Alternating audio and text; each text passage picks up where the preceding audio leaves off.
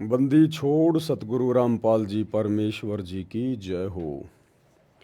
परमपिता परमात्मा सारी सृष्टि के रचनहार कुल मालिक असंख्य ब्रह्मांडों के स्वामी जगत गुरु तीनों लोकों में प्रवेश करके सबका भरण पोषण करने वाले राजाधिराज आत्माधार नाथों के नाथ देवों के देव महादेव सर्वेश्वर महेश्वर मृत्युंजय अजरो अमर आदि अनादि सनातनी प्रभु जगत पिता जगदीश्वर श्री श्री 1008 की उपाधि के वास्तविक अधिकारी अकाल मूरत शब्द स्वरूपी राम वासुदेव सर्वगतम ब्रह्म परम पूज्य प्रथम पूज्य परम संत परम पुरुष परम धनी परम दयालु सत्य कबीर हक्का कबीर अल्लाहु अकबर बाखबर अल्लाह ताला जगत के तारणहार जगत के मुक्तिदाता जगत के जगन्नाथ हारे के सहारे हिंदुओं के राम मुसलमानों के अल्लाह सिखों के वाहिगुरु ईसाइयों के मसीह दया के सागर दयानिधि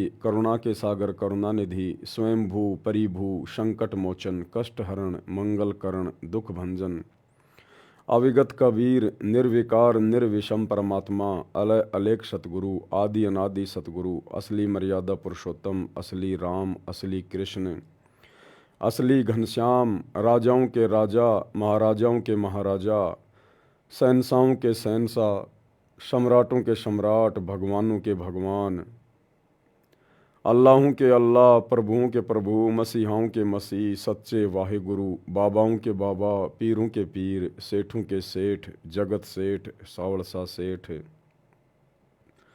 सर्वगुण संपन्न अनंत कोटि कलाओं के स्वामी अनंत कोटि ब्रह्मांडों के नायक योगियों में महायोगी ध्यानियों में महाध्यानी सिद्धों में परम सिद्ध ज्ञानियों में तत्वज्ञानी ब्रह्म ज्ञानी महाज्ञानी परम ज्ञानी सर्वश्रेष्ठ ज्ञानी विज्ञानी युवा कबीर समर्थ कबीर असमवात अमित ओजा सच्चे रहनुमा करीम अल्लाह सुबहान अल्लाह दुनिया के अंतिम पैगंबर 8 सितंबर 1951 से गांव धनाना जिला सोनीपत हरियाणा भारतवर्ष की पावन भूमि पे प्रकट रियल कल्कि भगवान श्री नारायण साकार हरि श्री बाबा साहेब सच्चे मुर्शीद सच्चे दरवेश संत शिरोमणि सतगुरु रामपाल जी परमेश्वर जी के चरण कमल में साध संगति से जुड़े हुए देश विदेश से आप और हम सभी सत्सेवक भाई बहनों का अनंत कोटि दंडवत प्रणाम।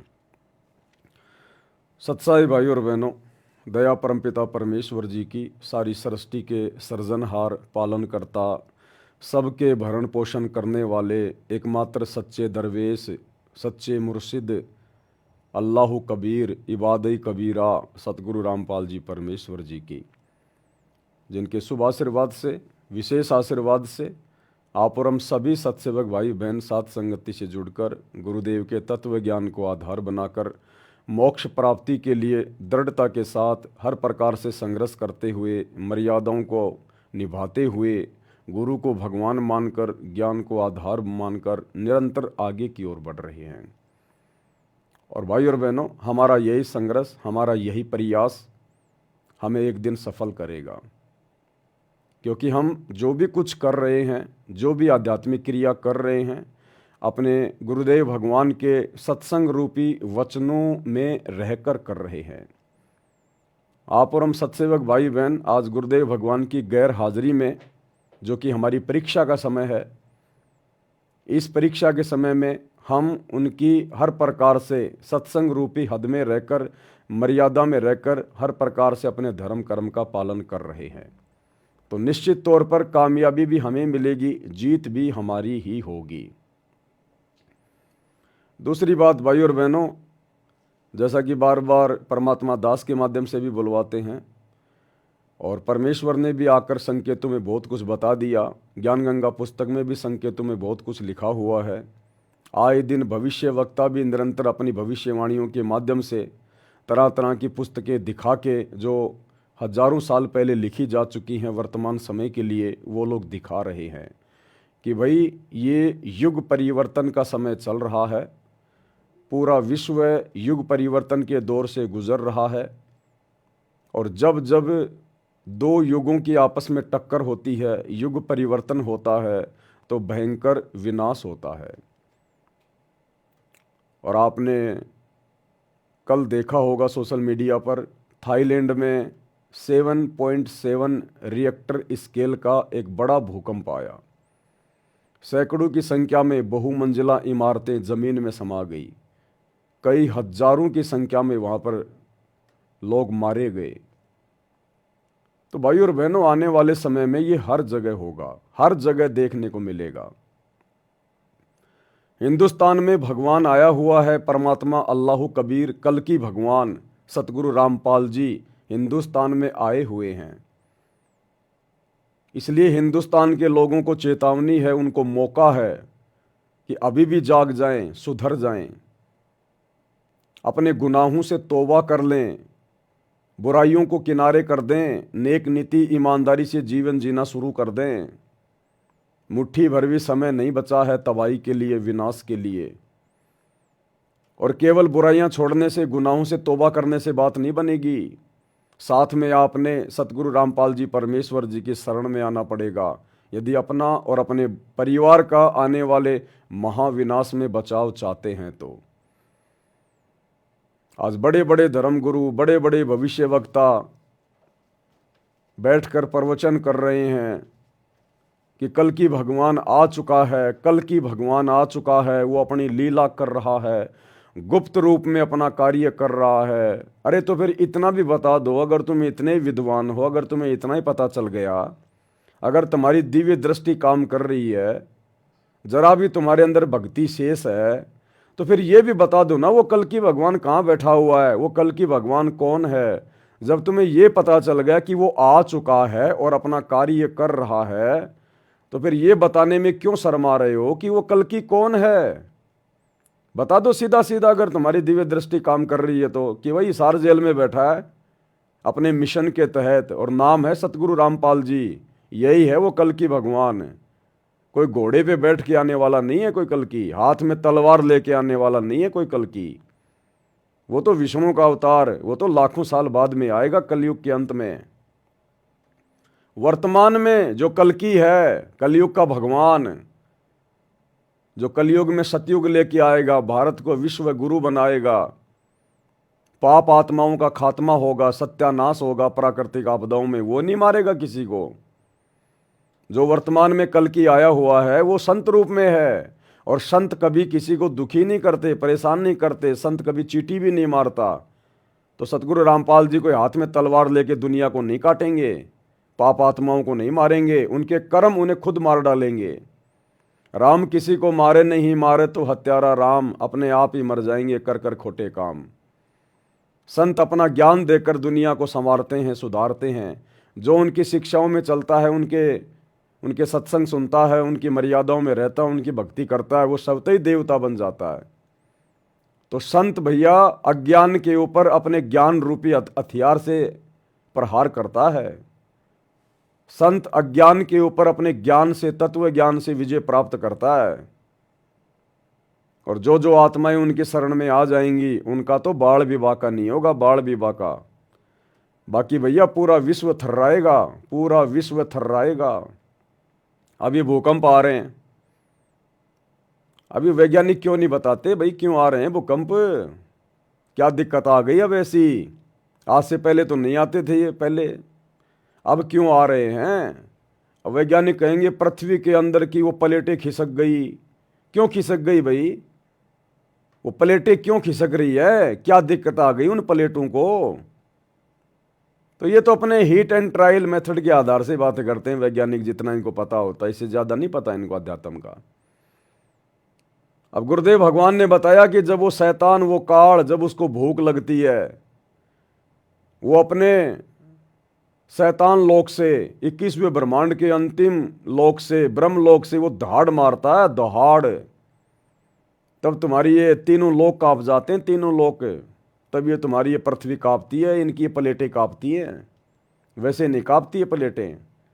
उस शैतान को जब भूख लगती है ना, जब उसने महाविनाश करना होता है, तब वो धाड़ मारता है वहाँ से कि दुर्गा भोजन भंडारे में इतनी देर क्यों कर दी। वहाँ से धाड़ मारता वो, जैसे शेर जंगल में धाड़ मारता है, छोटे मोटे जानवर बेचारे कांपने लग जाते हैं। तो वो ज्योति निरंजन, वो काल, वो शैतान, वो धाड़ मारता है, क्योंकि युग परिवर्तन का दौर चल रहा है और उसको पता है कि जितना भोजन समेटा जा सके उतना समेट ले। और वो कोई आलू टमाटर की सब्जी नहीं खाता, वो बैंगन भरता नहीं खाता, वो आप और हम जीवों को खाता है, इंसानों को खाता है। हमारे सूक्ष्म शरीर की वासना को तपत शिला पे निचोड़ निचोड़ के भून भून के खाता है। तो भैया अब उसको आभास हो गया, उसको पता हो गया। जब आप लोग अध्यात्म से परिचित हो जाओगे, सृष्टि रचना से परिचित होगे, सतगुरु रामपाल जी के प्रवचन सुन के, तो आपको पता चलेगा कि इस कबीर परमात्मा सतगुरु रामपाल जी का और इस शैतान का, इस काल का एग्रीमेंट हुआ था। और इस काल ने स्वयं कहा था अपनी सूझबूझ से कि आप कलयुग में जितने मर्जी जीव अपने सतलोक ले जाना, मैं आपको नहीं रोकूंगा। तो अब इस काल को पता है वो कलयुग की बिचली पीढ़ी आ चुकी है और अब जीव आत्माएं मेरे लोक से जाएंगी, मेरा भोजन मेरे घर से बाहर जाएगा।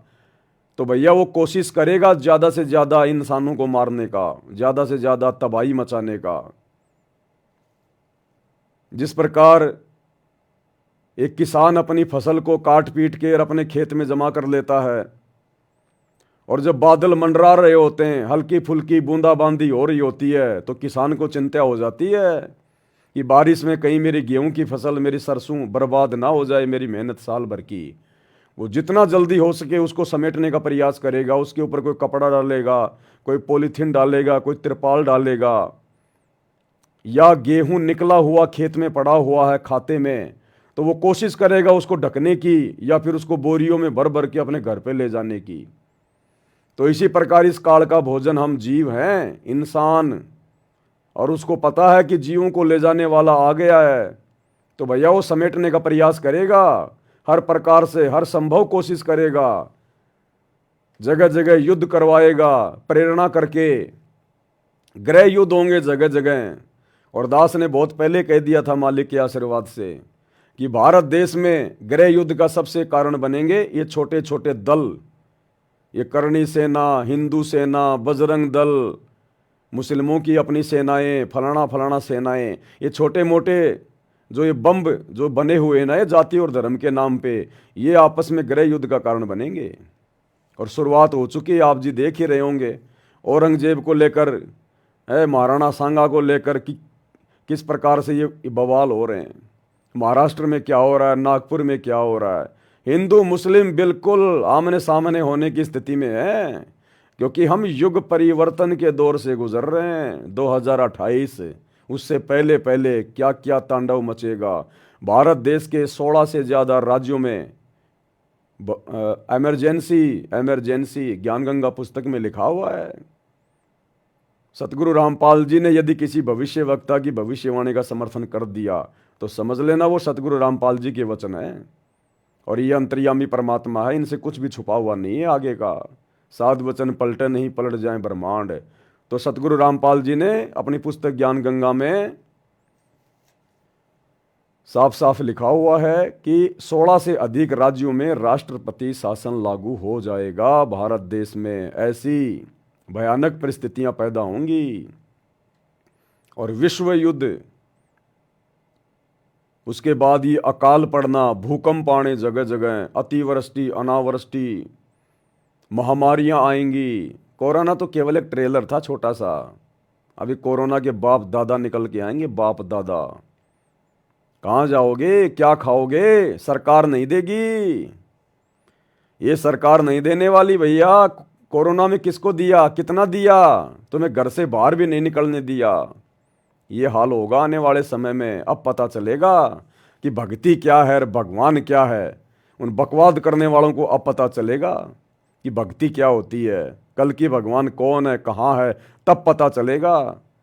जब उन भयानक परिस्थितियों में तुम्हारे ये देवी देवता, हिंदुओं के सारे देवी देवता, आचार्य शंकराचार्य चूहों की तरह ये बिलों में घुस जाएंगे। ये मुसलमानों के ये नकली खुदा, पीर पैगंबर, ये सब बिलों में घुस जाएंगे। तुम्हारे रिश्तेदार, तुम्हारी अपनी संपत्ति, तुम्हारा वो पद, तुम्हारे वो मंत्री संतरी, ये दुबकते हुए नजर आएंगे। तब तुम्हें पता चलेगा कि परमात्मा कौन है, कौन बचा सकता है। तब तुम्हें वो हिसार जेल में बैठा हुआ सतगुरु रामपाल जी भगवान, तुम्हें परमात्मा दिखाई देगा। ज्ञान से दुनिया मानती नहीं है ना, लातों के भूत कभी बातों से थोड़ी मानते हैं।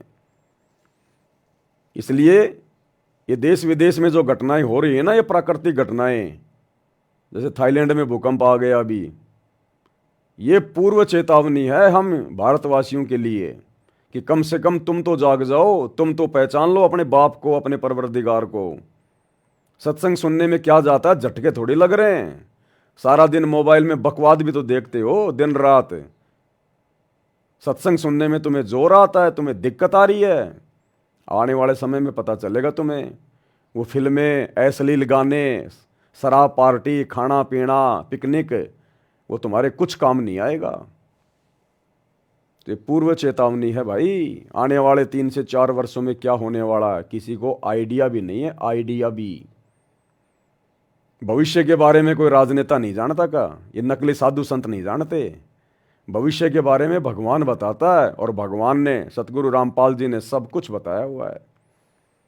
तो आने वाले समय में बचाव केवल उन्हीं आत्माओं का होगा जो या तो वर्तमान में सतगुरु रामपाल जी की शरण में रह के भक्ति कर रहे हैं, या फिर जिनमें धार्मिकता शेष है, जो धार्मिक आत्माएं हैं, जो गलत काम करने से बेचारे डरते हैं, जो शाकाहारी हैं, कोई नशा नहीं करते, कोई बुराई नहीं करते, बेवजह किसी को दुखी नहीं करते, परेशान नहीं करते, या फिर उस प्रकार की आत्माएं बचेंगी। बाकी भाड़े के भाव जाएंगी, बांग के भाड़े। जय गुरुदेव पंथ के प्रवर्तक श्री तुलसीदास जी यहां तक अपनी भविष्यवाणी में बोल के चले गए कि 12-12 कोस तक दीपक जलते दिखाई देंगे। यानी जनसंख्या इतनी कम हो जाएगी, 12-12 कोस, यानी 30-30, 40-40 किलोमीटर पर आपको कहीं कहीं इंसान दिखाई देंगे, आदमी। लाशें उठाने वाला नहीं मिलेगा कोई, लाशें उठाने वाला। जैसे महाभारत के युद्ध में क्या हुआ था, गिद्धों ने लाशें खाई थी, जानवरों ने लाशें खाई थी, कोई दफनाने वाला नहीं था। ये हाल होगा आने वाले समय में, और ये होगा तभी हम भक्तों की भी आंखें खुलेंगी। हम भगत जो 3 समय की आरती कर लेते हैं, थोड़े बहुत मंत्र कर लेते हैं, और बाकी ठीक है अपनी दुनियादारी में रमे हुए हैं, ये परमात्मा भक्तों को भी अंदर से दहलाएगा, अंदर से हिला के रखेगा अपने भक्तों को भी।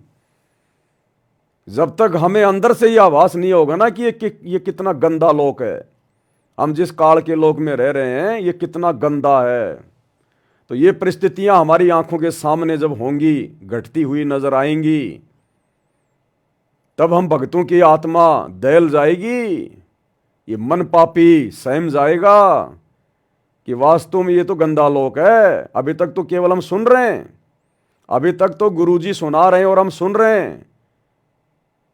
अभी तो भाई केवल थ्योरी थ्योरी चल रही है। अच्छे से समझ में जब आता है जब टीचर विद्यार्थियों से प्रैक्टिकल करवाता है। तो अभी तक तो हमने केवल सुना सुना है, अभी आने वाले समय में परमात्मा दिखाएगा कि गंदा लोक क्या होता है। तो भक्तों का भी दिल अंदर से दहलेगा, डोल जाएगा, नफरत हो जाएगी कि यहां जीना कोई जीना नहीं है। अन्यथा सतगुरु की शरण में आने के बाद तो भैया सुख होते हैं, और सुख फिर इंसान को धीरे धीरे धीरे धीरे भक्ति भाव से दूर कर देते हैं। तो ये परमात्मा दूर होने देगा नहीं, ये ऐसे ऐसे झटके मारेगा, भक्तों को भी नानी याद आएगी, और फिर उन भक्तों को भी पता चलेगा कि गुरु जी की गैर हाजिरी में बरवाला कांड के बाद हमने क्या किया। जो बकवादे हम कर रहे थे गुरु के परिवार के साथ मिलकर, कोऑर्डिनेटरों के साथ मिलकर, उन बकवादों का फिर क्या रिजल्ट निकलेगा वो भी पता चलेगा, वो भी दिखाई देगा। तो भैया बकवादे करने से बचो। परमात्मा धरती पे है, ये मनुष्य जन्म केवल भक्ति के लिए मिला, बकवाद करने के लिए नहीं मिला है। तो भाई और बहनों, ये काल का लोक है, यहां आत्माएं ज्ञान से कम और लातों से ज्यादा मानती हैं। जो अच्छी आत्मा है वो तो सतगुरु के प्रवचन सुन के बुराइयां छोड़ देती हैं, लेकिन जो दुष्ट प्रवृत्ति के लोग होते हैं वो विषय विकार नहीं छोड़ते हैं। तो फिर उनको काल अपने तरीके से सीधा करेगा, फिर अपने तरीके से। तो अगर इन भविष्य वक्ताओं की, साधु संत महात्माओं की अगर दिव्य दृष्टि जरा भी अगर खुली हुई है, अगर भक्ति का लेस मात्र भी अंश अगर इनमें धर्म गुरुओं में अगर शेष है, तो बता दो ना फिर वो कल की भगवान कौन है, कहाँ बैठा है। जब तुम्हें इतना पता चल गया, वो धरती पे आ गया, अपना काम भी कर रहा है, तो ये भी बता दो कौन है, कहाँ है, शर्म क्यों आ रही है तुम्हें? भैया तुम नहीं बताओगे तो क्या वो आएगा नहीं? वो तो ज्ञानगंगा पुस्तक में साफ साफ लिखा हुआ मराठी भाषा में। जब वो 75 साल का हो जाएगा, अचानक से नरसिंह भगवान के जैसे प्रकट होगा पूरी दुनिया के सामने। सारी बातें लिख रखी हैं गुरुदेव ने गुप्त रूप में, ज्ञानगंगा में, मराठी भाषा में। नास्त्रदमस की भविष्यवाणी जो गुरुदेव ने लिख रखी है, उसका हिंदी अनुवाद क्यों नहीं किया गुरुदेव ने? क्योंकि उसमें बहुत सारे गूढ़ रहस्य हैं। तो ज्ञानगंगा में लिखा हुआ है, नास्त्रदमस कह रहा है कि जब वो सायरन, वो तत्वदर्शी संत जब 75 साल का हो जाएगा, अचानक से दुनिया के सामने नरसिंह भगवान की तरह प्रकट होगा। यानी पूरी दुनिया में सतगुरु रामपाल जी आएंगे फिर प्रकाश में, इस महाविनाश के दौरान, कि भाई बचाने वाला वो और कोई नहीं है, बस यही एकमात्र सहारा है। तब दुनिया को पता चलेगा ये कौन शक्ति है, क्या है ये। अभी तो भगत ही गफलत में जी रहे हैं। अभी तो भक्तों को ही अपने गुरु में भगवान नजर नहीं आ रहा। एक अपने जैसा 2 कोड़ी का जीव समझ रहे हैं अपने गुरु जी को, और एक कागज का टुकड़ा, वो कबीर की मुर्दा फोटो दाढ़ी मूछ वाली, उसको भगवान मान के पूज रहे हैं। जून के महीने में कबीर प्रकट दिवस मना रहे हैं। अभी तो भक्तों को ही नजर नहीं आ रहा भगवान, दुनिया वालों को कहां से नजर आएगा? तो ये दुनिया को बंदर दिखाएगा भगवान आने वाले समय में। तो कुछ एक बातें भाई और बहनों, कुछ एक मनमाने आचरण सतलोक आश्रम मैनेजमेंट हरियाणा के संगत में आए हैं सामने। एक पीला पर्चा इन्होंने वायरल किया है, जो मैंने स्क्रीन पर आज भाई बहनों को दिखा रखा है। आपको मैं पढ़ के सुना देता हूं। ये पीला पर्चा, जो कि आप सब जानते हैं, काल प्रेरणा से और सतलोक आश्रम मैनेजमेंट हरियाणा के माध्यम से, गुरुदेव के परिवार के माध्यम से, इन कोऑर्डिनेटरों के माध्यम से संगत में भेजा जाता है अपने स्वार्थ के लिए, भक्तों के कर्म फुड़वाने के लिए। इसमें क्या लिखा है? दिनांक 27 मार्च 2025, मध्य प्रदेश के समस्त संभागीय, जिला, तहसील, ग्राम, वार्ड, सेक्टर सेवादारों व सर्व संगत से प्रार्थना है कि परमात्मा जी के आदेश अनुसार, अब कौन है परमात्मा, इनको पूछो कि परमात्मा जी कौन है। अब बताओ संगत को परमात्मा जी कौन है जिसका तुम आदेश सुना रहे हो?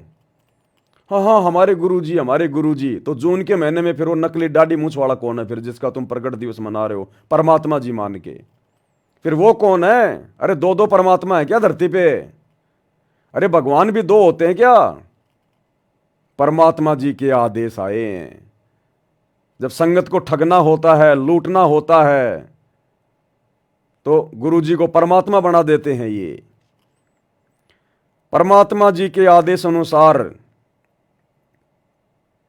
अन्नदान की सेवा चली हुई है। अरे परमात्मा सतगुरु रामपाल जी ने कभी अपने सत्संगों में अपने किसी भगत को आदेश दिया क्या अन्नदान की सेवा का? 30 साल हो गई सतगुरु रामपाल जी को सत्संग करते हुए। कौन से सत्संग में संत रामपाल जी ने अपने भक्तों से भीख मांगी है कि मुझे अनाज दो, मुझे अनाज दो, मुझे अनाज दो?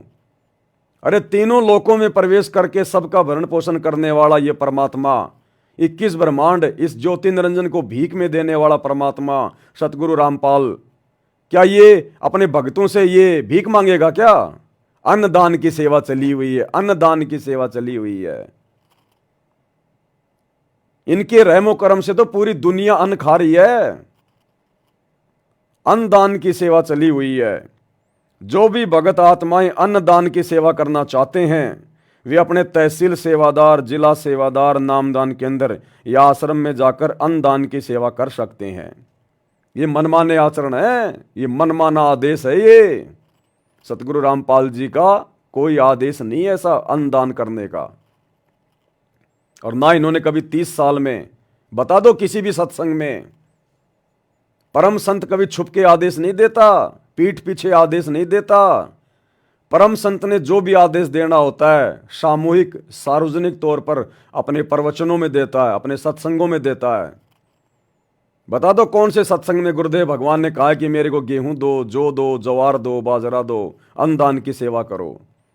ये देह दान, रक्त दान, अन्नदान, ये काल प्रेरणा से सतगुरु रामपाल जी के कलयुगी बेटा बेटी, उनके भाई बंधु रिश्तेदार, ये कोऑर्डिनेटर, ये लोग अपनी भूख शांत करने के लिए और संगत के कर्म फुड़वाने के लिए इस प्रकार के घटिया आदेश संगत में पारित करते हैं। ये अब क्या करते हैं अनुदान करके? संगत के कर्म फोड़ रहे हैं, कर्म। ये शैतान संगत के कर्म फुड़वा रहा है। कर्म कैसे फुड़वा रहा है भाई और बहनों? साथ में आपको एक छोटा सा वीडियो भी दिखाता हूं मैं। इन्होंने अपना जो एक न्यूज चैनल बना रखा है यूट्यूब पर, सा न्यूज चैनल, सतलोक आश्रम न्यूज चैनल। इनको उस न्यूज चैनल के लोगों में सतलोक आश्रम न्यूज चैनल लिखते हुए डर लगता है, डर। अगर हम सतलोक आश्रम लिख देंगे तो लोग हमारे चैनल को सब्सक्राइब नहीं करेंगे। लोग जान जाएंगे कि ये तो संत रामपाल जी के भक्तों का बनाया हुआ चैनल है। इसलिए इनको डर है इस बात का कि अगर हमने इस चैनल के नाम के लोगों में अगर सतलोक आश्रम लिख दिया है तो लोग हमारे वीडियो नहीं देखेंगे, नफरत करते हैं। वैसे ही तुम लोग ये कर्म ही ऐसे करते हो। तुमसे नफरत नहीं करेंगे तो और क्या तुम्हारे से प्रेम करेंगे लोग? सारे उल्टे कर्म करते हो तुम। अब इन्होंने पीला पर्चा निकाल के क्या किया भाई और बहनों? संगत के कर्म फोड़ने का एक नया सिस्टम इन्होंने 2-3 साल से शुरू कर रखा है, अनुदान। अब ये क्या कर रहे हैं आश्रम वाले? मान बढ़ाई के लिए, दिखावे के लिए, अपने चैनल को सब्सक्राइब करवाने के लिए एक और मनमाना आचरण, क्योंकि काल तो गलतियों पे गलतियां करवाएगा। तो ये सतलोक आश्रम वाले क्या कर रहे हैं? ये गांव गांव जाके, एक गांव में जैसे कोई 4 घर छांट लिए, 5 घर छांट लिए, 1-2 साबुन का पैकेट लेके जाएंगे, 2-3 किलो गुड़ और शक्कर लेके जाएंगे, 5-10 किलो आटा लेके जाएंगे, दाल चावल चीनी लेके जाएंगे। यानी 1000-2000 रुपए का सामान एक पोटली में बांध के लेके जाएंगे ये, और वहां जाकर फिर वीडियो बनाएंगे। पहले ये क्या करेंगे? पहले उन घर वालों को जाकर वो सामान दे के आएंगे जबरदस्ती। ये आदेश नहीं है गुरुदेव के, इस भक्ति मार्ग में जायज नहीं है ये। दुनिया वालों की दृष्टि में, जगत की दृष्टि में तो ये बहुत अच्छा काम है कि भाई किसी गरीब की मदद कर दी, कहीं जाके किसी को कोई आटा दाल चावल चीनी वगैरह दे के आ गए, साबुन तेल सर्फ दे के आ गए, तो जगत वालों की दृष्टि में तो बहुत अच्छा काम है ये। लेकिन हम भगत हैं, हमने आध्यात्मिक दृष्टि से चलना और सोचना है, जगत की दृष्टि से नहीं। जगत वालों की दृष्टि में तो दारू के ठेके भी बहुत अच्छी बात है, जगत वालों की दृष्टि में तो मांस खाना भी बहुत अच्छी बात है, जगत वालों की दृष्टि में तो डीजे बनाना, फिल्में देखना, ये भी बहुत अच्छी बात है। लेकिन हम भगत हैं, हमने आध्यात्मिक दृष्टि को मद्देनजर रख के भक्ति मार्ग पे आगे बढ़ना है। तो ये क्या करेंगे? पहले तो किसी गांव में जाएंगे, 1-2 घर ऐसे देखेंगे जो बेचारे थोड़े गरीब से हैं। वो घर वाले नहीं कहते इनको, वो गांव के गरीब लोग नहीं कहते कि हमारी मदद करो हमारी मदद करो, नहीं, वो तो बेचारे जी रहे हैं, अपना खाए रहे हैं रोज। ये जबरदस्ती जाते हैं सतलोक आश्रम वाले, जबरदस्ती। पहले उस घर में जाके दाल चावल आटा चीनी वगैरह दे के आएंगे, 1000-2000 रुपए का राशन दे के आएंगे 5-7 दिन का। उसके बाद फिर ये 2 दिन बाद में जाएंगे माइक लेके अपना सा न्यूज चैनल का, अपनी मान बढ़ाई के लिए, उसका वीडियो बनाने के लिए। हाँ जी, हमने सुना है यहां पर संत रामपाल जी की तरफ से आप लोगों को खाने पीने की सामग्री दी गई है। अब वो तो बेचारे ये कहेंगे हाँ जी आए थे जी हमारे पास में, हमारे को दे के गए थे। तो आप क्या कहना चाहेंगे आप इस बारे में, संत रामपाल जी के बारे में? तो वो तो ये कहेंगे जी ये तो अच्छी बात है जी, अगर उन्होंने हमारी मदद करी है तो ये तो अच्छी बात है, इसमें क्या दिक्कत है। ये उसका वीडियो बनाएंगे, फिर सोशल मीडिया पे डालेंगे कि देखो जी सतगुरु रामपाल जी गरीबों के मसीहा हैं और उन्होंने इस गरीब परिवार को ये राहत सामग्री पहुंचाई है, खाने पीने की सामग्री पहुंचाई है। इस घर को संत रामपाल जी ने ये 15 दिन का राशन दे दिया, बस भगवान की इतनी औकात है क्या? अरे क्यों बदनाम कर रहे हो भगवान को, परमात्मा को? क्या भगवान की इतनी हैसियत है क्या तुम्हारी नजरों में कि खाली भगवान 10-15 दिन का राशन देता है, उसके बाद क्या खाएगा वो परिवार? अरे उसके बाद क्या खाएगा? नालायको, इतिहास उठा के देख लो, भगवान जिसको देता है छप्पर फाड़ के देता है। अरे भगवान ने तैमूर लंग को दिया, एक रोटी खा के 7 पीढ़ी का राज दे दिया। 7 पीढ़ी का राज, 500 साल का साम्राज्य। भगवान ने 3 मुट्ठी चावल खा के सुदामा की सुदामापुरी रच दी, धन धान्य से परिपूर्ण कर दिया। आजीवन सुदामा को भीख नहीं मांगनी पड़ी। और आज नालायको, तुम उसी भगवान का नाम बदनाम कर रहे हो। 10 दिन का सामान दे रहे हो, 15-15 दिन का सामान दे रहे हो, इतने बड़े दातार हो। और यदि तुम्हें अपने गुरु में भगवान नजर आता है तो जिंदगी भर का दो ना उनको। क्यों बदनाम कर रहे हो भगवान का नाम? कि बस संत रामपाल जी के तो इतनी औकात है, 10 दिन से ज्यादा का सामान वो नहीं दे सकते, उनके पास में नहीं है। और फिर वीडियो बनाएंगे उसका। ये मनमाना आचरण है, ये मनमाना आचरण है, इस भक्ति मार्ग में नहीं चलता ये। इसलिए ये पीले पर्चे निकाल के भक्तों से ये अनाज लिया जा रहा है, अपनी पब्लिसिटी के लिए, अपने चैनल की पब्लिसिटी के लिए, मान बढ़ाई के लिए। और ये शैतान की सूक्ष्म चाल है काल की, भक्तों के कर्म फोड़ने की। तुम कैसे आंख बंद करके इन लोगों को ये दे सकते हो? एक पीला पर्चा निकाल दिया तो क्या तुम्हारे भगवान का आदेश हो गया? कल को पीला पर्चा निकाल के मैं डाल दूं संगत में कि गुरुजी का आदेश है, सारे भगत अपनी कमर पे 50 किलो का भारी सा पत्थर बांध के कुएं में जाओ और मरो। मरोगे क्या तुम? तुम्हें क्या आदेश दिखाई दे रहा है इस पीले पर्चे में संत रामपाल जी का? कोई भी ऐरा गहरा नथु बहरा जो मर्जी डाल दे और नीचे नाम संत रामपाल जी का लिख दे तो क्या संत रामपाल जी का आदेश हो गया हो? तो ये कर्म फोड़े जा रहे हैं संगत के। इस भक्ति मार्ग में ये जायज नहीं है।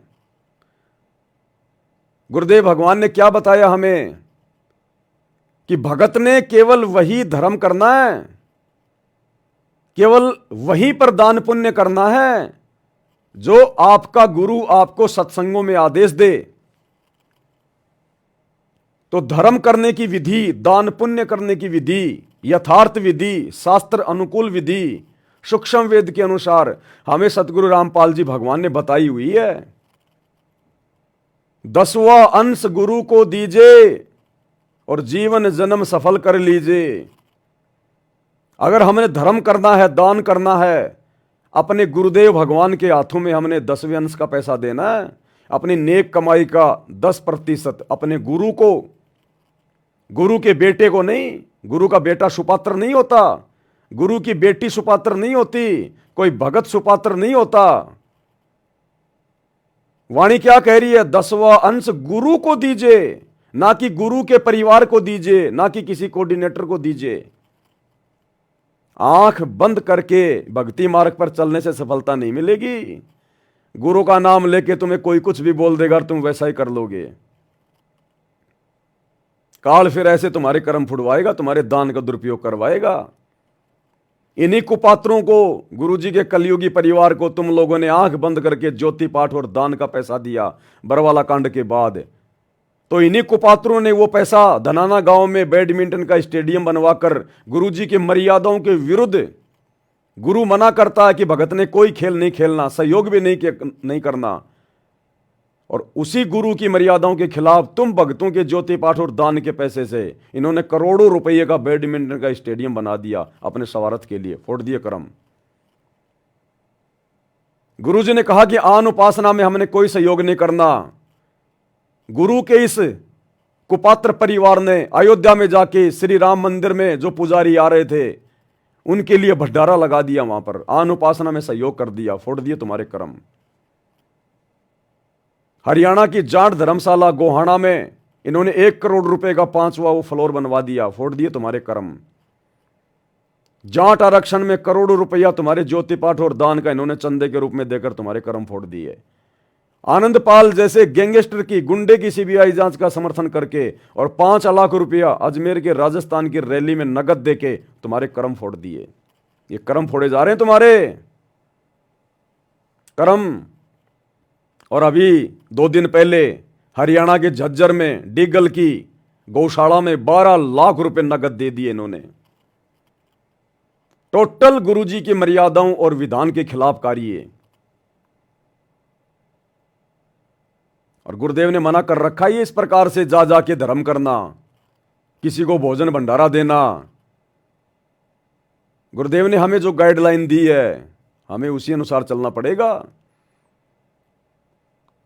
तो यदि हमने धर्म करना है तो हम अपने गुरुदेव को दे दान, हमारा गुरु फिर उसको सही जगह लगाएगा। गुरु फिर चाहे उसका जो मर्जी करे। हम गुरु के परिवार को आंख बंद करके, किसी भगत को आंख बंद करके ज्योति पाठ और दान का पैसा नहीं दे सकते, क्योंकि गुरु के अलावा कोई सुपात्र नहीं है। या फिर गुरुदेव ने हमें आदेश दिया, अगर कहीं पर कोई बाढ़ आ जाती है, कोई भूकंप आ जाता है, कोई महामारी आ जाती है, और यदि आप लोग, आपके आसपास यदि ऐसी परिस्थितियां उत्पन्न हो जाती हैं, तो फिर आप उनको भोजन, आप उनको खिला सकते हैं। ऐसी परिस्थितियों में आप उनकी मदद कर सकते हैं, आप उनको कपड़े दे सकते हैं। नगद नहीं देना, आप उनको राशन जाके आप उनको दे दें, आटा वगैरह, दाल वगैरह, चीनी वगैरह, जो भी जायज हो, अपने हाथों से, अपनी आंखों के सामने जाके। ये विशेष परिस्थितियों में बताया परमात्मा ने, वैसे नहीं। और वर्तमान में कलयुग की बिचली पीढ़ी है, अगर ऐसी विशेष परिस्थितियां भी अगर कहीं पैदा हो गई तो भी हमने अपने गुरुजी की आज्ञा लेनी है पहले, कि गुरुजी क्या आपका दास ये मदद वहां पर जाकर कर सकता है क्या? गुरु कहे बेटा कर दे तो करना है, नहीं तो मरने दो, हमने कोई लेना देना नहीं है। भक्ति करना, भगवान आया हुआ है, जैसे हम सुखी हैं तू भी सुखी हो जाएगा, क्यों भूखा मर रहा है? अरे हम अगर जा जाके नीचे नीचे लोगों की अगर वो मदद करेंगे, सहायता करेंगे अगर ऐसे, तो भक्ति कौन करेगा? फिर भगवान की आवश्यकता किसको है फिर? तो गुरुदेव ने इस प्रकार गांव गांव जाके ये आटा बांटना, चीनी बांटना, दाल चावल बांटना, ये मना किया हुआ परमात्मा ने। गुरुदेव ने कहा तुम्हारे घर पे अगर कोई भिखारी आ जाए, कोई गरीब आ जाए, खाना खिला दो, फटे पुराने उसको कपड़े दे दो। तुमने घर से पूड़ी पाड़ी बना के, साग सब्जी बना के, तुमने उस ट्रैफिक लाइट पे जाके, रेलवे स्टेशन पे जाके, बस स्टैंड पे जाके भिखारियों को बांट के नहीं आना। तुम्हारे घर पे कोई आ गया मांग रहा है, भूखा है, तो खिला दो। तुमने घर से बना बना के बाहर नहीं बांट के आना, नहीं तो फिर वो काल वाले दान पुण्य में गिना जाएगा, शैतान के दान पुण्य में गिना जाएगा, मार खा जाओगे। ये दयालुता, भगत के अंदर दयालुता होनी चाहिए, दया बिना दरवेश कसाई। लेकिन गुरुदेव ने राजा जनक का उदाहरण दिया कि जो दया धर्म तुम्हारी मर्यादा जो है वो तोड़वा दे, वो दया धर्म भी नहीं करना हमने। तो राजा जनक का भी उदाहरण दिया गुरुदेव ने कि उसने अपने आधे वो पुण्य 12 करोड़ आत्माओं को दान कर दिए थे जब वो जा रहा था विमान में बैठ के। ये काल ठगेगा हमें इस प्रकार से। पहली बात तो उन गरीब जो परिवार है उन्होंने आप लोगों से मांगा नहीं कि भाई सतलोक आश्रम वालों, बाबा रामपाल के चलो, हमारे को दाल दे के जाओ, चीनी दे के जाओ, आटा दे के जाओ। आज से पहले कौन खिला रहा था उनको? तुम लोग जा जाके दे के आ रहे थे उनको।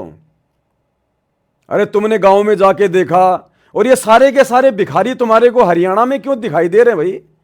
और हरियाणा में भी केवल सोनीपत जिले में ये सारे के सारे दुनिया भर के भिखारी गरीब ये सोनीपत में पैदा हो रखे हैं क्या? मध्य प्रदेश में तो ऐसी कोई सेवा नहीं चल रही, राजस्थान में तो तुम्हारी ऐसी कोई सेवा नहीं चल रही। ये हरियाणा के केवल सोनीपत जिले में सारे भिखारी पैदा हो गए क्या? धर्मशाला बनवानी है तो भी सोनीपत में बनवाएंगे, गौशाला में दान देंगे तो भी हरियाणा में देंगे। ये सारा भिखारीपना हरियाणा में है क्या? अरे तुम्हें को चुनाव लड़ना है क्या नालायको? गुरुजी के बेटो, नालायक संतानों, चुनाव लड़ने की तैयारी कर रहे हो क्या? अपना माहौल बना रहे हो क्या? ये सारे भिखारी हरियाणा में ही हैं। रोडे चलाओ, रोडे बनाओ तो हरियाणा में, एम्बुलेंस चलाओ तो हरियाणा के गांव धनाना में, फ्री में बसें चलाओ तो हरियाणा के गांव धनाना में, स्टेडियम बनाओ तो धनाना में, आरक्षण में साथ दो तो हरियाणा के जाटों का, धर्मशाला बनाओ तो हरियाणा के जाटों की, गौशाला में दान दो तो हरियाणा के जाटों की गौशाला में। ये सारे भिखारी हरियाणा में ही है क्या? क्या गुरु का आदेश केवल हरियाणा के लिए है क्या? क्या गुरु भी पक्षपात करता है क्या? ये मान बढ़ाई की भूख है, समाज के अंदर अपनी ये प्रभुता कायम करने की भूख है। ये गधा बना के छोड़ेगी अगले जन्म में। तो गुरु का आदेश नहीं है।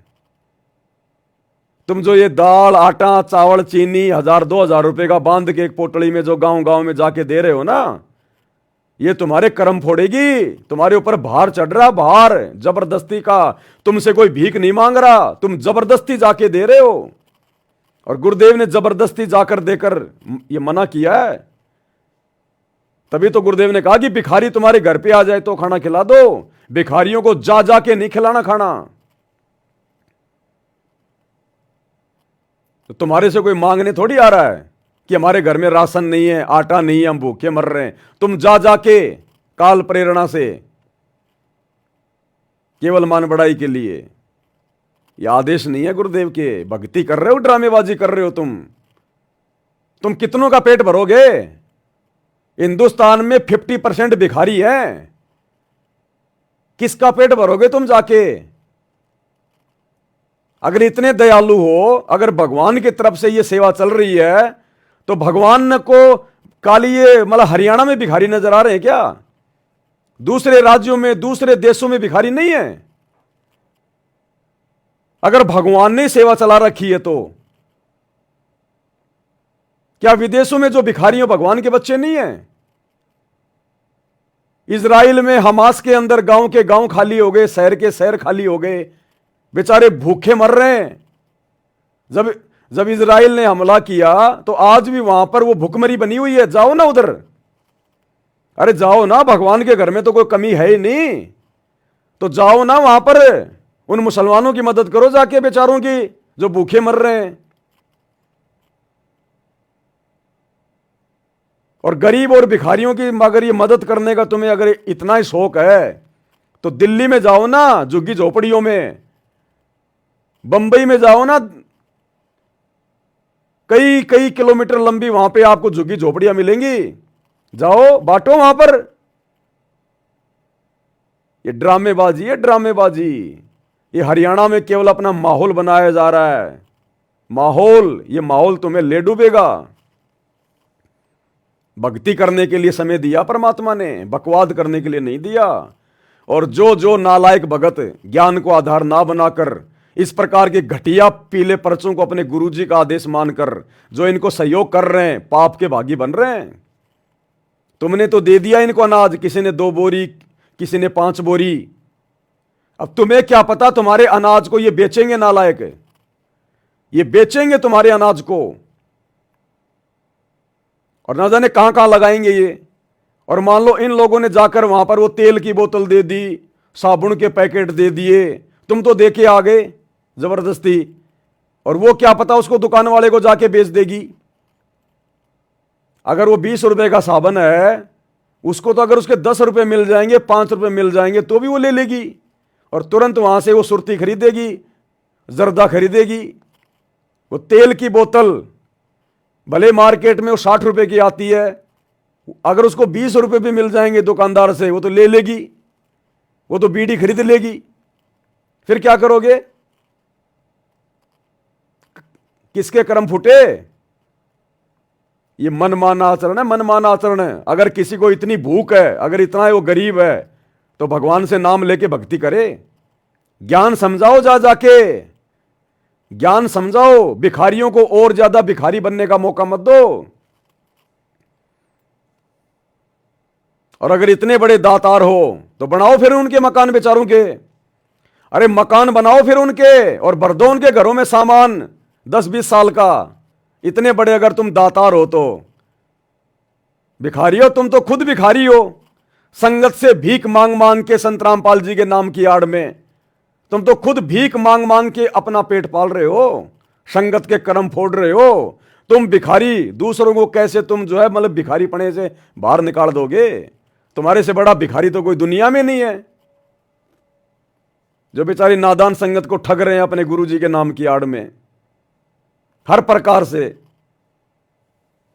तो इनकी ये ड्रामेबाजी, एक छोटा सा वीडियो, पहले ये सामान दे के आएंगे, फिर इनकी दूसरी टीम जाएगी। अब ये पैदल थोड़ी जाएंगे, वो गाड़ियां भी तुम्हारे पैसों से खरीदी गई हैं। उन गाड़ियों में डीजल पेट्रोल भी तुम भक्तों के ज्योति पाठ और दान के पैसे से डलता है। और ये बकवाद करते फिर रहे हैं, ये कर्म फूट रहे हैं, कर्म देखिएगा।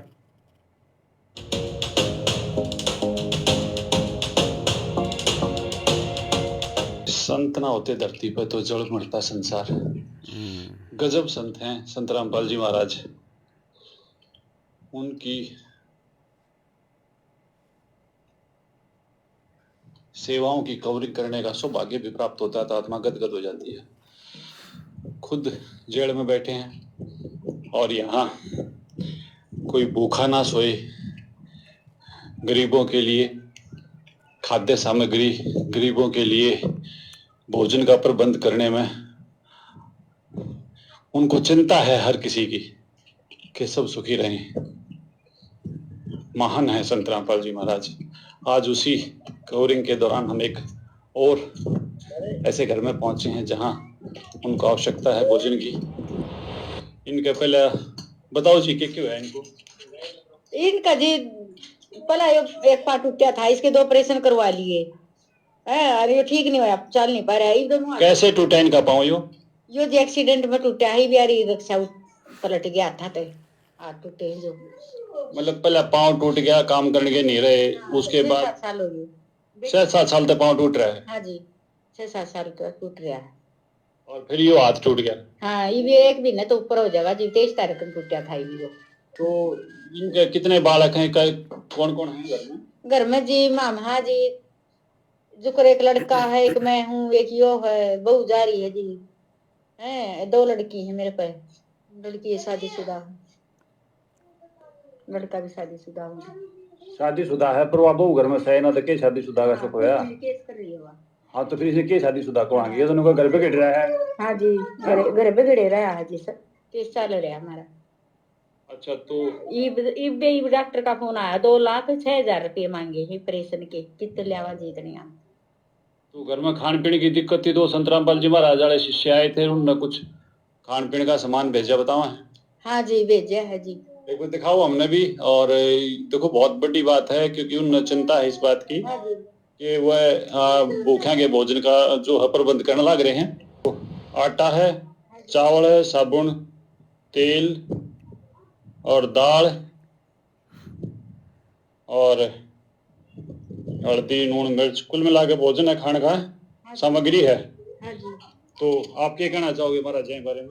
किसा के काम कराई हो? काम बढ़िया कर दिया जी, उनने भेज दिया भी गरीब। नो कौन किसकी चिंता करा है? आपने केला कहा है बियाड़ घर आगे बुझ गजा हैं और उसको अच्छा कोई ना चिंता करता जी। एक आधा करा है जो भाई ये रामपाल महाराज के चेले आई हैं जो कर गए हैं भाई गरीब की खातिर सहायता।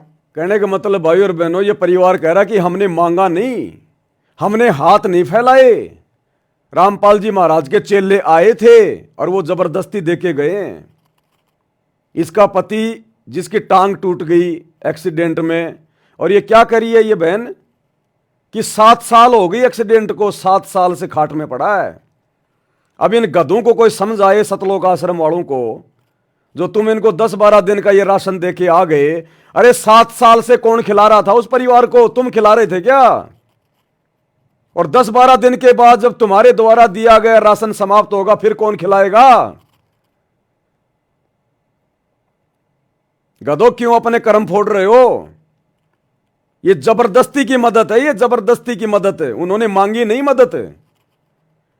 अरे उसकी टांग तो 7 साल से टूटी हुई है, तो 7 साल से उस परिवार को कौन खिला रहा था और आगे कौन खिलाएगा? तुम तो खाली 10 दिन का 2-4 किलो आटा दे के आ गए, फिर कौन खिलाएगा उस परिवार को? और ये गरीब परिवार है, इसके मकान में देख टीवी है, कूलर है, सारा सब कुछ है इसके मकान में, दुनिया भर का सामान भरा पड़ा इसके मकान में, ये तेरे को गरीब नजर आ रहे हैं? तो ये जबरदस्ती के कर्म फोड़े जा रहे हैं भाई और बहनों, संगत के अनदान के नाम पर, क्योंकि तुम लोगों ने इन कुपात्रों को दिल खोल के दान दिया है शैतान की प्रेरणा से, ज्योति पाठ का। तो कुपात्र तो भैया उसका दुरुपयोग करेगा। बंदर के हाथ में अगर तुम उस्तरा दोगे तो बंदर क्या करेगा? तुम्हारी वो दाढ़ी कटिंग नहीं करेगा, जगह जगह तुम्हारे खून निकालेगा। तो भैया काल शैतान जाग गया है, उसने अपने हजारों मुंह हजारों हाथ खोल लिए। ये लास्ट का समय चल रहा है, हर प्रकार से वो कर्म फुड़वाएगा, तभी तो गुरु आने वाले समय में हाथ खड़े कर लेगा। भैया मैं क्या करूं, तुम्हारी तो मर्यादा टूटी हुई है, मैं कैसे बचाऊं भक्तों? अनंत कोटि बाजी जहां हमने रचे सकल ब्रह्मांड, और गरीब दास मैं क्या करूं यो काल करे जीव खंड। समर्थ परमात्मा कबीर साहिब ने, सतगुरु रामपाल जी ने गरीबदास जी से कहा कि मैं क्या करूं, मैं तो बहुत समर्थ हूं, मैंने पूरी दुनिया रची है, लेकिन भैया काल के साथ मेरा एग्रीमेंट है, ये मेरे भक्तों का नाम खंड करवा देता है मेरे नाम की आड़ में, उनको बहला के फुसला के बरगला के। और जब भगत की मर्यादा टूट जाती है तो मैं भी उसकी कोई मदद नहीं कर सकता। तो ये मर्यादाएं तुड़वाई जा रही हैं जानबूझ के, काल प्रेरणा से, ये कुकर्म करके, मनमाना आचरण करके, ताकि आने वाले समय में ये परमात्मा भी अपने भक्तों की कोई मदद ना कर सके। ये शैतान की सूक्ष्म चाल है, षड्यंत्र है ये। अरे घर पर अपने गुरुजी को भोजन नहीं करवाया जाता, अपने गुरुजी को तो भोग लगाने में तुम्हें शर्म आ रही है, और दुनिया में जा जाके तुम आटा बांट रहे हो। नालायको, दिमाग का इस्तेमाल करो, दिमाग का। इस परिवार से इस 4 मिनट के ऑडियो में कोई बात नहीं हुई कि आप संत रामपाल जी से नाम ले लो, भक्ति कर लो ना, बाढ़ में जाओ नाम और भक्ति।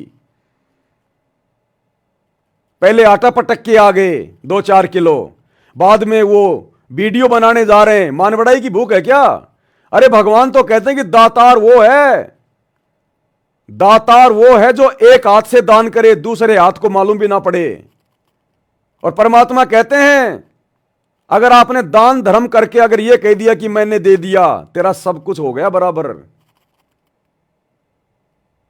दान देकर कभी भी ना कहे कि मैंने दिया, जिस दिन तूने कह दिया तेरा साफ हो गया, लिया दिया। और तुम तो जा के वीडियो बना रहे हो, पूरी दुनिया को दिखा रहे हो कि हमने मदद कर दी, हमने दान कर दिया, हमने मदद कर दी। अगर तुमने मदद ही करनी है तो फिर तुमने चिल्लाने की जरूरत क्या है? अरे फिर तुमने ये चिल्लाने की जरूरत क्या है? तुमने मदद कर दी ना, तो बस काम खत्म।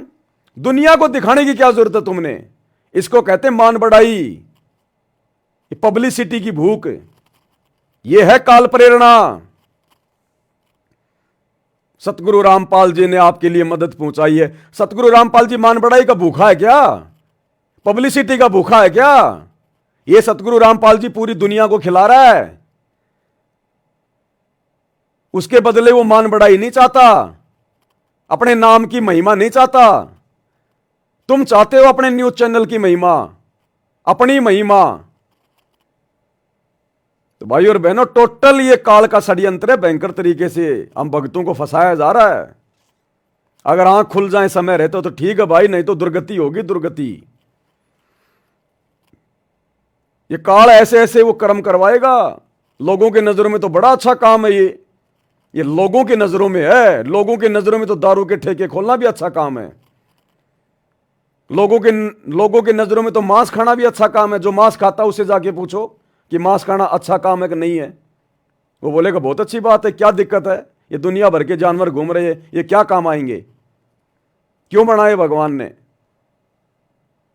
बीड़ी सिगरेट पीने वाला, शराब पीने वाला, उससे जाके पूछो शराब पीना अच्छी बात है कि बुरी बात है, क्या दिक्कत आ रही है, भगवान ने पीने के लिए तो बनाई है।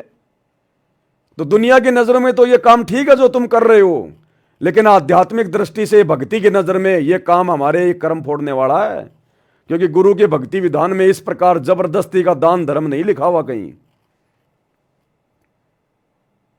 10 किलो आटा दे के आ गए।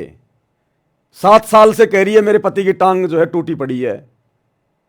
तो 7 साल से भी तो परिवार खाना खा रहा था, तुम्हारे 10 किलो आटे के भरोसे बैठा था क्या? और 10 दिन के बाद में क्या खाएगा फिर वो परिवार? और ये बहन तो ये भी कह रही है कि डॉक्टर ने इसके ऑपरेशन के लिए बोल दिया 2.5 लाख रुपए लगेंगे। हम कहां से लाएं 2-2.5 लाख रुपए? कराओ ऑपरेशन। अगर इतने बड़े तुम दातार हो तो उसकी टांग भी ठीक करवा दो, ऑपरेशन भी करवा दो उसका। तो भाई और बहनों देखो, ये लोग शैतान की प्रेरणा से चल रहे हैं। इनको भक्ति नहीं करनी, इनको मर्यादाओं से लेना देना नहीं है। ये लग गए फुल टू फुल बकवादों में, क्योंकि आप लोगों ने जबरदस्ती इनको ज्योति पाठ और दान का पैसा दे दिया। आप लोगों ने भी अपने कर्म फोड़ लिए और इनको भी इनके कर्म फोड़ने के लिए आप लोगों ने प्रेरित कर दिया। अब पैसा तो भैया बकवाद करवाएगा। गुरुदेव क्यों कहते हैं कि माया जिस घर में आवश्यकता से ज्यादा आ गई वो बकवाद करवाएगी। तो आप लोगों ने सतलोक आश्रम मैनेजमेंट हरियाणा के हाथों में आवश्यकता से ज्यादा माया दे दी, आवश्यकता से ज्यादा। और भैया ये कुपात्र हैं, ये कर्म फोड़ेंगे और फोड़ रहे हैं। देखते जाओ आगे आगे, अभी आगे आगे और क्या क्या बड़े बड़े कुकर्म करेंगे आपकी आंखों के सामने, देखते जाना आप। बैठे बैठे कर्म फूटेंगे, बैठे बैठे कर्म भक्तों के घरों पर बैठे बैठे। जैसे गुरुजी कहते हैं ना, आप किसी राजनेता को वोट डाल के आ गए, अब वो राजनेता 5 साल में जितने भी कुकर्म करेगा, उल्टे काम करेगा, उन वोट डालने वालों के घर पे बैठे बैठे उसी अनुपात में कर्म फूटेंगे। तो ये बंदर के हाथ में आप भक्तों ने जो ये दे दिया ना ज्योति पाठ और दान, ये जो उस्तरा दे दिया, नकुल हथियार, ये बैठे बैठे आपके कर्म फोड़ेंगे। ये गुरुजी के परिवार वाले, ये कोऑर्डिनेटर बैठे बैठे उल्टे काम करेंगे ये तुम्हारे दान धर्म से, और कर्म फूटेंगे तुम्हारे। अब जाट आरक्षण में इन्होंने करोड़ों रुपया दिया चंदे में। वो जाटों का दवाई हुक्का भी ठंडा नहीं होता, वो तमाकू भी तुम्हारे पैसों से आ रही है, वो शराब पिएंगे तुम्हारे पैसों से, क्योंकि तुम लोगों ने दिए। राजपूत करणी सेना को 5 लाख रुपए राजस्थान की अजमेर की रैली में आनंदपाल सिंह की सीबीआई जांच के लिए तुम भक्तों के दान का दिया गया। जाट तो भैया वो क्या बोलते हैं, राजपूत वगैरह, ये तो भैया शराब भी पीते हैं, नशा भी करते हैं, उल्टे काम भी करते हैं, राजनीति भी करते हैं। अब सारे सारे उल्टे काम करेंगे वो, और कर्म फूटेंगे तुम भक्तों के। भगवान है, परमात्मा है, बिना मर्यादाओं के मार्ग नहीं चलता। एक छोटा सा परिवार नहीं चलता बिना मर्यादाओं के। एक छोटी सी एक कंपनी, एक फैक्ट्री नहीं चलती बिना मर्यादाओं के। एक डॉक्टर का इलाज सफल नहीं होता बिना मर्यादाओं के। और तुम अपनी भक्ति सफल करने के चक्कर में बैठे हो मर्यादा तोड़ तोड़ के। काल के लात घूसे पड़ेंगे आने वाले समय में, लात घूसे। तो दास के सामने पीला पर्चा आया, परमात्मा ने प्रेरणा की, इसलिए आप लोगों को बताना थोड़ा ये उचित समझा। और कल देखो परमात्मा ने जो वीडियो बनवाया था भक्ति मर्यादाओं को लेकर, कि किस प्रकार हमने परमात्मा का चरणामृत लेने से पहले समर्थ साहिब वाली 9 वाणियां बोलनी है, और हमने मानसिक क्रिया अपने गुरुदेव के चरणों को धोने की करनी है। तो दास को तो परमात्मा बाद में प्रेरणा करता है, संगत में उससे पहले ही परमात्मा यह काम शुरू करवा देता है। जो भी संदेशा दास देता है भक्ति से संबंधित है, उससे पहले ही परमात्मा अपनी आत्माओं में प्रेरणा करके वैसा ही करवाने लगते हैं। तो कल मेरे पास में कुछ फोन भी आए, एक बहन ने अपनी ऑडियो भी डाली और रो रो के बता रही है कि भगत जी आपने जो आज बताया है ना, ये भगत जी ये क्रिया मेरे से परमात्मा पहले से करवा रहे हैं। मैं इसी प्रकार से समरथ साहिब बोल के और गुरुजी की इसी प्रकार से मैं मानसिक जो है वो चरण सेवा करती हूँ, मतलब चरणामृत बना के फिर मैं पीती हूँ। तो उस बहन ने क्या बताया, साहिब पवन भैया, आप जो मानसिक चरण सेवा के लिए बोले हो ना, दासी 3 महीना पहले से ऐसे ही कर रही थी, सेम टू सेम आप जैसे बता रहे हो वैसे ही कर रही थी दासी। ये कह रही कि भैया आपने तो बताया कल, और ये दासी अपने गुरुजी की प्रेरणा से 3 महीने पहले से ऐसा ही कर रही है। तो जब इसने कल का वीडियो देखा तो इसका कितना विश्वास बढ़ा इसका अपना गुरुजी पे। तो ये विश्वास बढ़ाने वाले काम करो, भक्तों के कर्म फोड़ने वाले काम मत करो, ये जबरदस्ती का दान धर्म करना। तुम भरोगे दुनिया का पेट। ये आने वाले समय में भुखमरी आएगी, जनता रोएगी, दाने दाने के लिए बिलखेगी। तुम भर देना उस समय पेट इस दुनिया का। तुम पेट भरते रहना, वो बकवाद करते रहेंगे, भक्ति कौन करेगा फिर। तो ये जबरदस्ती के काम है भाई और बहनों, भक्ति मार्ग में ये जायज नहीं है। हमारा गुरु अगर हमें आदेश दे तो फिर हम करें। अब गुरु का तो कोई आदेश है ही नहीं। गुरु के नाम का तो एक पीला पर्चा निकाल दिया जाता है, एक कागज के टुकड़े को इन्होंने अपना गुरु बना रखा है। ये संगत बेचारी भोली भाली है, जो मर्जी उस पीले पर्चे पे लिख दो, नाम लिख दो नीचे संत रामपाल जी का, है हो गया संत रामपाल जी का आदेश। अरे संत रामपाल जी का आदेश है ये सुबह का नित्य नियम। कभी ध्यान से पढ़ते हो इसको? वो नित्य नियम है, आदेश उनका, उनके सत्संग है, उनके आदेश। क्या उन्होंने अपने सत्संगों में कभी कही ये बात है कि तुम इस प्रकार जबरदस्ती जा जा के लोगों के जो है घरों में सामान रख के आओ? तुम जो तुम सामान रख के आए हो 1000-2000 का, अगर उस औरत ने, उस परिवार ने वो सामान ऐसा का ऐसा किसी गांव की दुकान में दे दिया कि भैया मेरे को तो तू 500 रुपए दे दे, 2000 का सामान है, क्योंकि वो भाई उसने तो कहा नहीं कि हमारे घर में खाना नहीं है, वो तो अपना खाए रहे पी रहे हैं, परमात्मा सबको देता है। अरे वो तो इंसान है, ये भगवान तो जानवरों को भी देता है। पोपाटी पगड़ा भया जागी जिया जून, सब काऊ को देत है चौं समाना चून।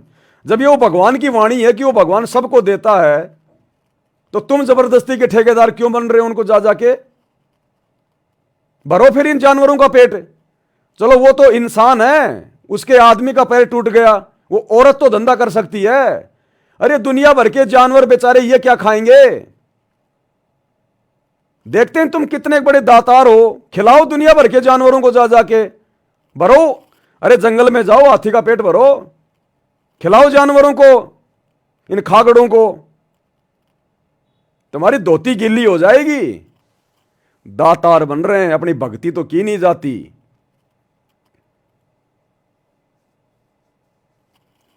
ड्रामेबाजियां भाई और बहनों, ड्रामेबाजियां। कुछ एक भाई बहनों की शंकाएं थी, एक दो। सतसाई भगत जी, हमारे रिश्तेदारी में किसी ने घड़ी मांगी है आगे शादी में देने के लिए,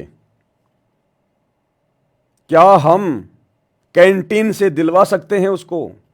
ये कोई भगत है, कोई आर्मी में है, तो आर्मी वालों को कैंटीन से जो है वो सस्ती चीज़ें मिल जाती हैं। तो ये कह रहा है कि हमारे रिश्तेदार हैं, उनके घर में शादी है, वो कह रहे हैं कि आप अपनी कैंटीन से, अपने कार्ड से हमें एक घड़ी दिलवा दीजिएगा। तो भाई हमने ये सौदा नहीं करना भगत जी, हमने कैंटीन से उनको घड़ी नहीं दिलवानी है, क्योंकि वो शादी में देने के लिए मांग रहे हैं। अगर वो खुद के पहनने के लिए मांगता है तो बेशक आप उसको दिलवा दो, कोई दिक्कत नहीं है, हम दिलवा सकते हैं उसको, क्योंकि पैसा तो उसी ने देना है ना। लेकिन वो शादी के पर्पज से मांग रहा है, वो किसी को देने के लिए मांग रहा है, तो शादी क्या है? ये पाखंड है, ड्रामा है, एक परंपरा है, व्यर्थ का रीति रिवाज है।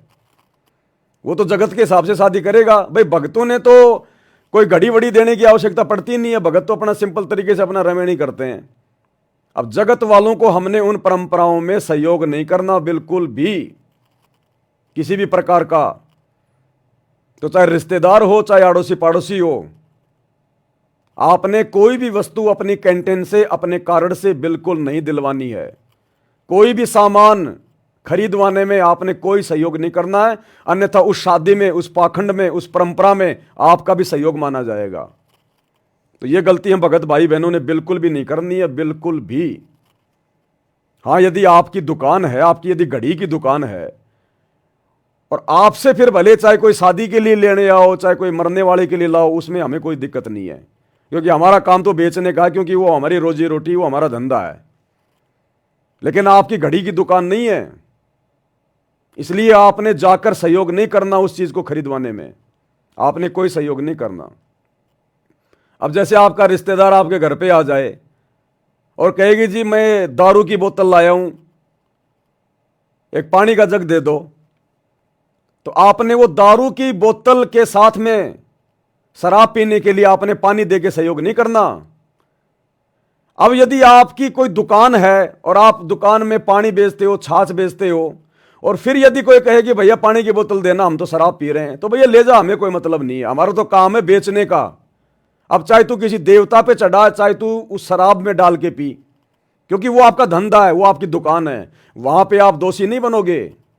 लेकिन वैसे कोई आ गया आपके पास में और कह दिया भैया एक गिलास पानी का देना, मैं ड्रिंक कर रहा हूं, तो आपने नहीं देना, उस समय आप दोषी हो जाओगे। तो छोटी छोटी बातें ही हमने ध्यान रखनी है, बिल्कुल भी सहयोग नहीं करना हमने इस प्रकार से। दूसरी शंका है सतसाई भगत जी मेरी धरण ठीक नहीं हो रही थी। धरण होती है हमारी जो नाभि होती है, सुंडी, ये थोड़ी सी ये डिस्टर्ब हो जाती है, पेट में थोड़ा दर्द वर्द शुरू हो जाता है, मरोड़े वगैरह शुरू हो जाते हैं, खाना वाना नहीं खाया जाता, उसको कहते हैं धरण डिगना। भगत जी मेरी धरण ठीक नहीं हो रही थी, 15-20 दिन से तो परेशान होकर मैं किसी दाई के पास गया, ठीक करवाने के लिए गया, तो उसने लाठी लगाकर ठीक किया मेरी नाभि पर, और उन्होंने अपने मन में कुछ बोला था, क्या यह मैंने ठीक किया या हमसे कोई गलती हो गई। देखो बहुत सारे ये जो लोग होते हैं ना, जैसे किसी के दांत में जाड़ में कोई कीड़ा लग गया, दर्द हो रहा है, तो बहुत सारे लोग होते हैं गाँव में, वो जाड़ के दर्द को ठीक कर देते हैं कोई मंत्र वगैरह बोल के। उनके पास में कोई सिद्धियाँ होती हैं, कोई वो पिछले जन्म की थोड़ी बहुत उनकी कोई भक्ति होती है। या जैसे आपने बताया कि ये धरण मेरी जो ठीक नहीं हो रही थी, मैं गया उसके पास में, तो धरण ठीक करवाने के लिए जाने में कोई दिक्कत नहीं है अगर कोई जानता है ठीक करना। जैसे हम डॉक्टर के पास जाते हैं तो डॉक्टर जानता है रोग को ठीक करना, लेकिन आपको यह पता चल जाए कि ये डॉक्टर इंजेक्शन लगाने के साथ में ये अपनी कोई आध्यात्मिक क्रिया भी कर रहा है, ये कोई मंत्र भी बोल रहा है, अगर आपको मालूम है इस बात का, तो फिर आपने उस डॉक्टर से इलाज नहीं करवाना। और बहुत सारे हॉस्पिटल हैं, बहुत सारे डॉक्टर हैं, वहां जाके अपना ठीक करवा लो देसी तरीके से। अगर आपको पहले इस बात का पता था कि वो धरण ठीक करने वाला लाठी वाठी लगा के, लकड़ी वकड़ी लगा के, वो तो ठीक है, और यदि आपको पहले पता था कि वो कोई मंत्र भी बोलता है, तो फिर आपने धरण ठीक नहीं करवानी थी उससे। और यदि आपको नहीं पता था और एंड टाइम पे यदि कोई मंत्र उंत्र वो बोल रहा था और आपको आभास हो गया, तो फिर उसमें आपकी कोई मतलब जो है मर्यादा उसमें नहीं होती खंडित, क्योंकि आपको मालूम नहीं था। लेकिन आगे से ध्यान रखना है, दोबारा ऐसी समस्या आ जाए तो ऐसे व्यक्ति के पास में हमने नहीं जाना, जो अपने इलाज के साथ साथ में कोई आध्यात्मिक कोई जो है वो क्रिया भी करता हो, तो ऐसी जगह पर फिर हमने दोबारा नहीं जाना है। फिर जाड़ का दर्द ठीक करते हैं बहुत सारे लोग, साथ में कोई मंत्र वगैरह भी बोलते हैं, तो पहले उससे पूछ लेना, पहले पूछ लेना भाई साहब आप कोई जंत्र मंत्र तो नहीं करते हो। वो कहेगी हाँ जी मेरे ऊपर तो माता जी की दया है, भैरू जी की दया है, मेरे को ये शक्ति मिली हुई है, मैं थोड़ा सा ये करता हूँ हाथ से, उसके बाद मैं अपना वो मंत्र बोलता हूँ और अगले का जाड़ का दर्द ठीक हो जाता है। तो हमने बिल्कुल ठीक नहीं करवाना उससे, डॉक्टर के पास चले जाओ, नहीं तो हम दोषी हो जाएंगे। फिर अनजाने में यदि हो गया, आपको नहीं पता और उसने मन ही मन में कोई मंत्र बोल दिया और बाद में आपको पता चल गया, तो उसमें आपकी गलती नहीं, फिर भी आपने गुरुदेव से क्षमा याचना मांगनी है और आगे से आपने ध्यान रखना है, ऐसी जगहों पर नहीं जाना है।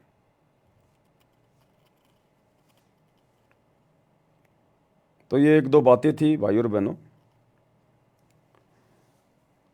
अब क्या है भाई और बहनों, देखो दास के पास में थोड़ा इतना समय नहीं हो पाता है, क्योंकि परमात्मा की पुस्तकों के ऊपर भी वीडियो बनते हैं 2-2 घंटे के, 3-3 घंटे के, वहाँ भी मेरे को बोलना पड़ता है। अब लाइव में भी कम से कम 1.5-2 घंटे हो जाते हैं। अब जीव हूँ, 2 कोटि का प्राणी हूँ, मेरी इतनी कैपेसिटी नहीं है भाई और बहनों। फिर अपनी भक्ति भी करनी होती है, भक्ति के बिना सेवा भी व्यर्थ होती है। तो दास को तो समय नहीं मिल पाता है, वैसे भी थोड़ा बहुत सोना भी होता है, ये थोड़ी है कि भाई सोएंगे नहीं। तो विशेष संदेशों के ऊपर जो वीडियो बनाने की श्रृंखला जारी है, ये दास कंटिन्यू नहीं कर पाएगा, लेकिन 2 बजे आप जी एक बार लाइव आके जरूर थोड़ा सा देख लिया करो। अगर हम किसी दिन आ गए तो ठीक है, 2 से 2:30 बजे के बीच में, क्योंकि अब कंटिन्यू नहीं हो पाएगा, कैपेसिटी इतनी नहीं है दास की, क्योंकि बाद में फिर इनके छोटे छोटे वीडियो भी इनके तैयार करने पड़ते हैं, बहुत टाइम लगता है, दिमाग बहुत ज़्यादा खपाना पड़ता है। तो कहने का मतलब है 8 बजे तो हमारा लाइव परमात्मा के आशीर्वाद से वो चलेगा। अभी मुसलमान नहीं समझे ज्ञान कुरान इसके ऊपर चल रहा है। उसके बाद परमात्मा दया करेंगे, बहुत सारी पुस्तकें हैं मालिक की, उनमें से देखेंगे फिर कौन सी पुस्तक पे आएंगे। जब तक सब कुछ ठीक ठाक चल रहा है तब तक भैया अपन परमात्मा की सेवा में लगे हैं। लेकिन दिन में 2 बजे जो लाइव आने का सिस्टम है, ये अगर परमात्मा समय देंगे तो दास आता रहेगा, अन्यथा अगर कोई दिन नहीं आया तो फिर नहीं आ पाएंगे। फिर बाकी आप लोग भाई इन वीडियो को ज़्यादा से ज़्यादा शेयर करो, ज़्यादा से ज़्यादा, चाहे मैनेजमेंट वाले हों, चाहे कोई जगत वाला हो, कोई भी हो, ज़्यादा से ज़्यादा आप जी इन वीडियो को शेयर करो। आप कोई भी भाई अपने नंबर वगैरह मत डाला करो, जब शेयर करते हो ना अपने नंबर वगैरह मत डाला करो, अपना एड्रेस वगैरह मत डाला करो। ज़बरदस्ती आगे कोई लड़ाई झगड़ा करेगा फालतू में। ये सोशल मीडिया भगवान ने दी है, सोशल मीडिया पे ज़्यादा से ज़्यादा सेवा करो, व्हाट्सएप पे, फेसबुक पे। किसी ने देखना होगा तो देख लेगा, मानना होगा तो मान लेगा, नहीं जाओ बाढ़ में। हमने ज़बरदस्ती अपनी कोई मान बढ़ाई के लिए अपना कोई मोबाइल नंबर डालना, अपना एड्रेस डालना, ये मत करो साथ में फालतू में। लोग आके लड़ेंगे झगड़ेंगे, शैतान बैठा है सबके दिमाग पे। ये मुसलमान धर्म की पुस्तक पे वीडियो बन रहे हैं, आप पर्सनली आप जिसको जानते हो उसको मत भेजो, आप उसको व्हाट्सएप पे, सोशल मीडिया पे डालो आप सीधा। किसी ने देखना होगा तो देख लेगा, नहीं तो फालतू में आपके साथ में फिर वो खसेंगे आके। तो भगवान ने हमें ये बचाव का तरीका दिया है, थोड़ा इस बुद्धि का भी हमने थोड़ा इस्तेमाल करना है। तो आज के वीडियो में भाई और बहनों केवल इतना ही, परमात्मा के आशीर्वाद से। रात्रि 8 बजे सभी भाई बहन लाइव जुड़िए, मुसलमान नहीं समझे ज्ञान कुरान, इस पुस्तक के ऊपर। तब तक गुरुदेव भगवान हम सबको आज्ञा दें, इजाज़त दें, आशीर्वाद दें। बंदी छोड़ सतगुरु रामपाल जी भगवान की जय हो। भाई जो गुरु बचन पे डट गए, कट गए फंद 84 के।